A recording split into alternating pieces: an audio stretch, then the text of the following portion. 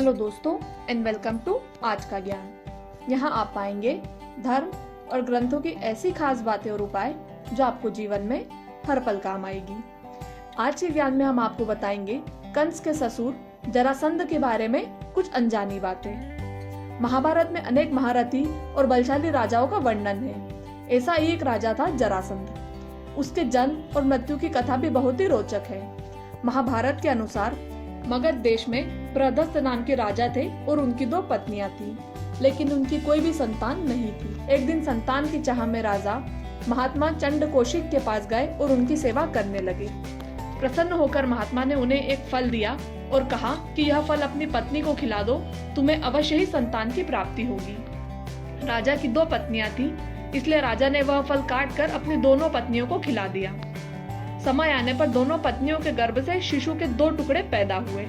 रानियों ने घबराकर जीवित शिशु के दोनों टुकड़ों को बाहर फेंक दिया।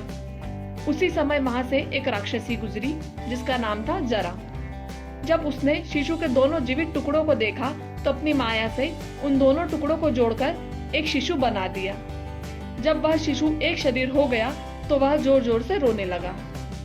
बालक के रोने की आवाज सुनकर दोनों रानियां बाहर निकली और उन्होंने बालक को अपनी गोद में ले लिया।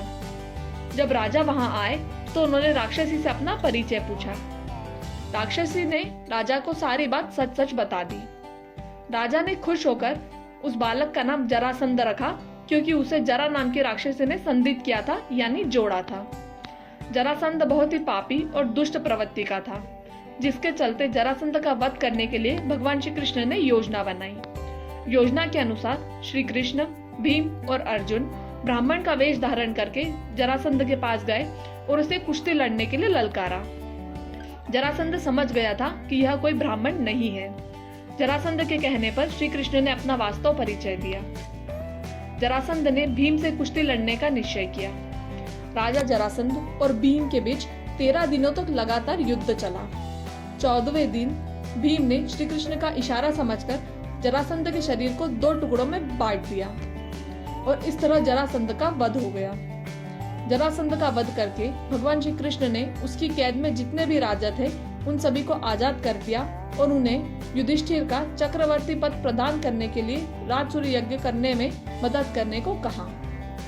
राजाओं ने श्री कृष्ण का यह प्रस्ताव स्वीकार कर लिया और धर्मराज युधिष्ठिर को अपना राजमान दिया।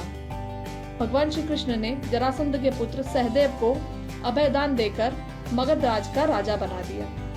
तो दोस्तों, यह थी महाभारत की एक अनजानी कहानी।